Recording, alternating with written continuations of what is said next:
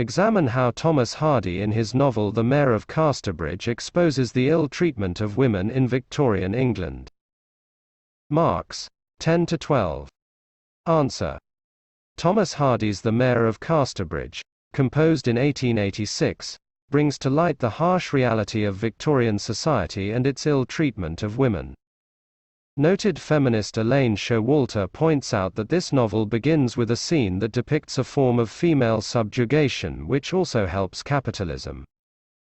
Henchard's selling his wife, Susan, to the highest bidder at Weydon Fair in the first chapter reiterates that during the early 19th century, English women belonging to Susan's class in rural areas were regarded as nothing more than possessions to be discarded at any point in time.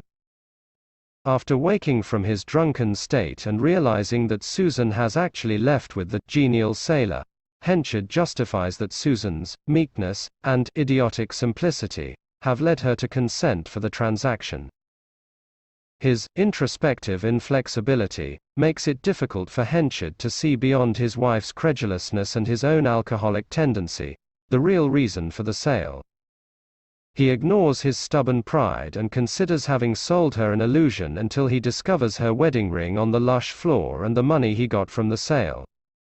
When Susan comes back to Henchard after a span of 18 years, poor and alone after Newson's alleged death at sea, Henchard tries to make amends. Although he hints at his desire to be forgiven, he gives Susan the same amount of money for which he auctioned her. This act suspiciously resembles another financial transaction by a merchant who earns his living by buying and selling items. The narrator also points out that Henchard's idea of giving the banknotes and coins may tacitly have said to her that he bought her back again. The remarriage of Henchard and Susan is the result of what Hardy calls businesslike determination and strict mechanical rightness according to Henchard's scrupulous thinking. Henchard courts Susan in a manner portraying his indulgence in a civic duty. The visit was repeated again and again with businesslike determination by the mayor. In the church on their wedding day, people's reaction to the occasion is disapproving. The townspeople feel that Henchard, the mayor, is lowering his dignity by marrying so comparatively humble a woman. From this statement, we can clearly infer that women were considered merely status symbols. The people are surprised at Henchard's selection as Susan has neither the social status nor any physical attractiveness. In fact, Susan does not have the money necessary for marrying a merchant prince. Famous critic Bert G. Hornback opines that there are interesting similarities between Susan and Lucetta, the two women who were romantically involved with Henchard.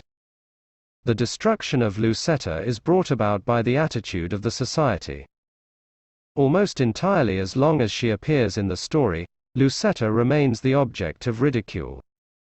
When gossip mongers spread rumors about her, it is she and not Henchard who faces the wrath of ignominy.